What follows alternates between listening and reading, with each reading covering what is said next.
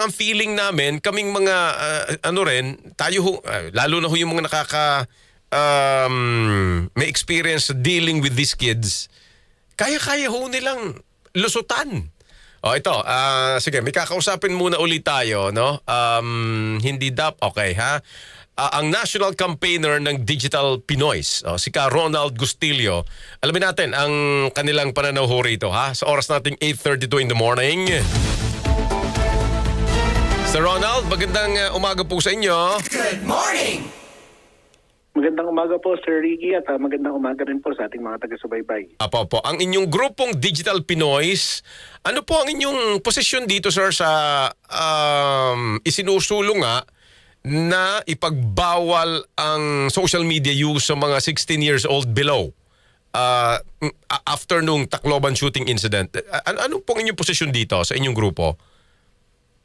Well, alam niyo po, tingin namin, dapat ho yung pagbabawal ay dapat pag-aralan ng maigi. Pero yung isang bagay po na dapat nating tignan ay meron na pong ini-implement ngayon yung ilang mga social media platforms, particularly yung mga platforms sa ilalim ng Meta, na meron ho silang mga child safety mechanisms na ini-implement na kung saan pwede hong magkaroon ng specific account specifically for teens. So, yun isang magandang hakbang po yun dahil unang-una, meron ho siya protective measures para ho design specifically ho para sa mga minor de edad.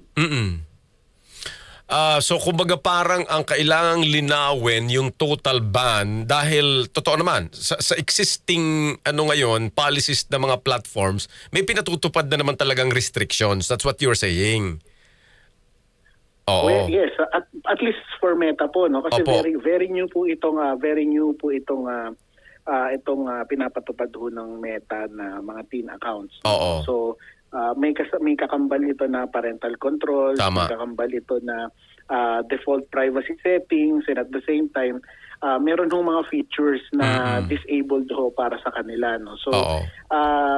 kumbaga instead of banning yung mga minors sa social media, bakit hindi na lang natin gawin na meron lamang restrictions para sa kanila. Instead ito, alam niyo, merong pag-aaral na lumabas recently from Australia. Yung Australia, isa siya sa mga bansa na nagpatupad ng social media ban for minors. At ang sinasabi ko ng pag-aaral, hindi umubra o hindi gumana ng as intended yung batas, no? Yeah. Dahil nababypass yung verification na mechanisms na ginagawan ng may mga adult na ginagawan din ng account yung kanilang mga anak. So, Yun. Oo. might as well, imbis ho na, kumbaga, binabypass pa ho ng mga bata, bibigay na ho natin sa kanila yung social media, pero with restriction and with strong parental control. Oo, kumbaga tama yan din nga po yung lagi naming, ako personally, yung agam-agam ko po dahil nga, kanina binabanggit ko yung kaya-kaya naman mag-create ng account ng matanda para dun sa bata na hindi hindi makikita, hindi mahahalata. Ngayon, ang ini-imagine ko, sir, ano nakikita ninyo kung ang focus ay isi-shift natin away from kids and parents to itong mga tech platforms, tech companies, how would it look like?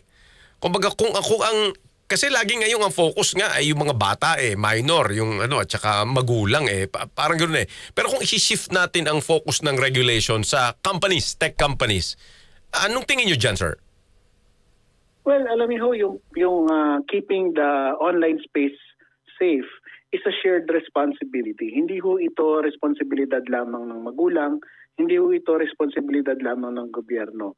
Ang lagi po namin sinasabi dyan, yung mga tech companies, yung mga social media platforms, yung mga game developers, from the very start, dapat ho, bago ho nila i-roll out yung kanilang produkto, meron na ho itong mga child safety mechanisms na magsisigurado rin talaga na hindi ito basta sinabi lang namin na merong child safety mechanisms. Yeah. Gumaganang child safety mechanisms dapat yung kanila yung kasama ho dun sa kanilang produkto. Kasi hindi naman ho ito a one-sided affair lamang na kailangan Agree. yung magulang babantayan lagi yung mga anak nila. Kailangan ho, merong responsibilidad yung tech platforms, yung mga tech companies, na siguraduhin din na yung mga content na intended for mature audience ay hindi na a-access Yeah. ng mga minors. Oo.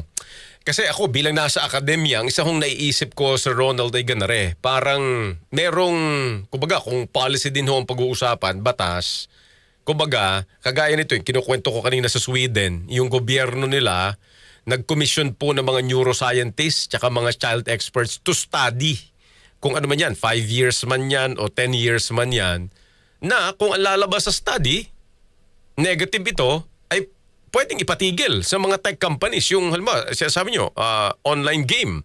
Di ba? Posible yun, di ba, Sir Ronald? Yes, kailangan po talaga ng masusing pag-aaral. Oo. Kasi lalo po ngayon na karamihan po sa atin yung mga kino-quote ho, lalo ho yung generation po namin na talagang isa ho sa mga generasyon na talagang naglaro ho ng video games. Oo. Binabanggit natin, totoo naman at sinasabi rin ng research na walang direktang kaugnayan yung video games. Pero iba na ho kasi yung landscape ng ngayon ng video games, na paglalaro ng video games noon kung ikukumpara mo siya sa paglalaro ng video games ngayon. Yan. So much has been improved doon sa technology na kailangan na itong muling bisitahin ulit. Nang sa ganun, makita natin kung ano talaga yung actual na kalagayan ng environment ng paglalaro ng video games. Oo. Dahil posibleng pasay na pinaglumaan na ng panahon yung mga sinasabi ngayon na walang causal link o walang direkta na pag naglaro ka ng violent video games, magiging violent ka. So possible na merong link. Yan ang sinasabi ninyo, Sir Ronald, sa kasalukuyang panahon dahil nagbago na. But yun ho yung isang kailangang Tingnan. pag-aralan kung Oo. meron na nga ho ba. And at Tama. the same time, ano pa yung mga factors na nakaka-apekto doon sa mentality ng mga minors na nakaka-access nga ng video games. So kahit ho ng video game players in general. Oo. Kumbaga kailangan nating pag-aralan mo rin kasi yung mechanics ng video games 10, 20 years ago, sobrang iba na po sobrang iba na yung mechanics ngayon. Meron Totoo. ngayon meron ng mga online communities, merong live chat, merong world chat. Kung sino-sino na ho yung pwede nating makasalamuha. Hindi ho katulad dati na ang kalaro mo ay pwedeng itong katabi mo lamang sa computer shop o sa computer mo sa bahay. Di ba? Ngayon ho, anywhere you are in the world, pwede kung pwede. Ibang yung risk ho na meron ho akong makasalamuha na masamang tao, napakataas na po. No? So, kailangan ho nating pag-aralan ano yung mga factors na nandyan sa mga online na video games ngayon that would make it very dangerous. Nang sa ganun ho, yung polisiya din ho natin is anchored on science and actual data and Agree. actual information na nakuha natin. Agree po ako dyan. Last point, Sir Ronald, specifically ito bang gore box na ito na lumutang bigla sa atin, lalo sa mga kagaya ko siguro na hindi nga ho hindi familiar dito. Meron ba kayong assessment dito sa gore box na ito? Well, for now po talagang iniimbestigahan po itong Gorebox and tayo naman po kasama po natin ang Cybercrime Investigation and Coordinating Center and they're on top of they're handling their own investigation and sa pagkakaalam ko ho ay ipapatawag din ho nila itong iba pang mga tech companies para ho matiyak yung online safety. So hopefully po in the next few days or in the coming weeks ay magkaroon ho ng resulta yung kanilang investigasyon ginagawa. Sino po ang operator may-ari nitong sa Gorebox? Ito ba European, American, Chinese?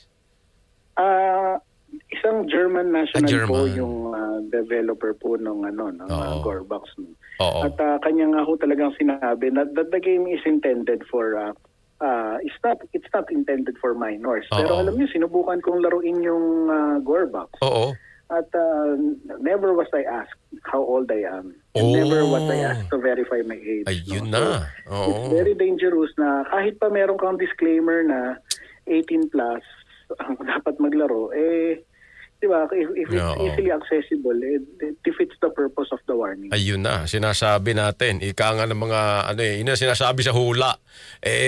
Palabas na gano'n. Tapos, ay nako, pag pinuntahan mo, wala naman palang restrictions. Anyway, Sir Ronald, sa mga susunod, makipagkwentuhan po ulit kami ha. Lalo po pagka gumulong na siguro yung mga investigations. Si Senador Risa, medyo may mga pahayag na ganyan na parang the way I see it, parang hindi nagpapaliwanag itong Gorbox na to. But we'll keep in touch, sir. Ha? Salamat po. Mabuhay ka, sir. Thank you.